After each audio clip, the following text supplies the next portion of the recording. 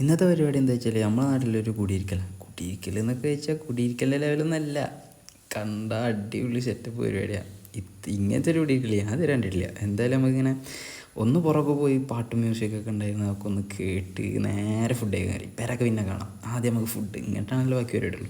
കുറേ മെനു കാർഡൊക്കെ ഉണ്ട്, നമ്മളതൊന്നും നോക്കില്ല, നേരെ ഫുഡ് കഴിക്കാൻ കയറി. നേരെ ഫുഡൊക്കെ കൂടെ കണ്ടിട്ട് ഏതെടുക്കുക എന്താ എടുക്കേണ്ടതെന്ന് ഒരു ഐഡിയ ഇല്ലാതിരിക്കുക. ഇതൊക്കെ സലാഡിനായിട്ട് തന്നെ ഒരു കൗണ്ടർ, ആൾക്കാർ വന്ന് തിരക്ക് എന്തൊക്കെ. ഞാനൊക്കെ എത്ര കഴിച്ചിട്ടുള്ളൂ, കൂടുതലൊന്നും ഞാൻ കഴിച്ചില്ല. എങ്ങനെ കഴിക്കാനാ, കണ്ടിട്ട് തന്നെ ഫുള്ളായി വയറ്. അങ്ങനെ നേരെ വരാനാകുമ്പോൾ പേരൻ്റെ ഉള്ളിലത്തെ സെറ്റപ്പുകളൊക്കെയാണ് ഇത് കണ്ടുകൊണ്ടിട്ട് എന്തായാലും പറഞ്ഞ് എങ്ങനെ ഇതാക്കണം എന്നറിയില്ല. ഇതിലൊരു ബാത്റൂം ഉണ്ട്, അത് ഞാൻ കാണിച്ചു തരാം. ബാത്റൂമാണോ അതോ എന്താ, ഇതാണ് ആ സംഭവം ഞാൻ പറഞ്ഞ സ്ഥലം. എന്താ സെറ്റപ്പ്, എന്ത് നമുക്കൊന്നും നടക്കാത്ത സംഭവങ്ങൾ, ജിമ്മ്, എല്ലാവിധ സെറ്റപ്പും ഉണ്ട് വീടിൻ്റെ ഉള്ളിൽ.